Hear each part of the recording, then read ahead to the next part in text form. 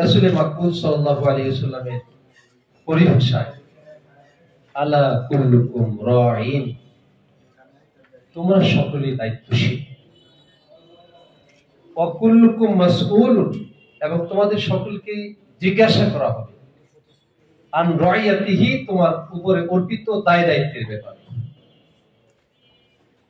আমি সহ যারা এখানে অংশগ্রহণ করলাম, আমার ব্যক্তিগত অনুভূতির জায়গাটা প্রথম সেন্টেন্সে বলছি। আমার ব্যক্তিগত অনুভূতি হচ্ছে সাইয়েদুনা মুহাম্মদ সাল্লাল্লাহু আলাইহি ওয়াসাল্লাম সর্বশ্রেষ্ঠ নবী এবং সর্বশেষ নবী, লা শাক্কা ফিহি। এই শব্দের ব্যাপারে কেউ যদি কোন শব্দ প্রয়োগ করতে চায়, জিরো টলারেন্স নীতি অবলম্বন করা দরকার। জিরো টলারেন্স বলতে মিন করছি, এই লোকের অস্তিত্ব আল্লাহর নবী সাল্লাল্লাহু আলাইহি ওয়াসাল্লামের সুপারিশের তালিকায় থাকবে, এটা কোয়াইট ইম্পসিবল, এটা অসম্ভব কথা, এটা হতে পারে না, এটা হওয়ার সুযোগ নাই। বিশ্বনবীর শানে কেউ যদি কোন শব্দ ইউজ করে, আল্লাহর নবী সাল্লাল্লাহু আলাইহি ওয়াসাল্লাম তার সাহাবায়ে কেরামদের ব্যাপারে বলেছেন, এখানে তো সব উস্তাদ, আমি সরি, মানে সাহাবায়ে কেরামদের ব্যাপারে আল্লাহর নবী সাল্লাল্লাহু আলাইহি ওয়াসাল্লামের বক্তব্যটা কত দ্ব্যর্থহীন ১৩,০০০ বছর আগে।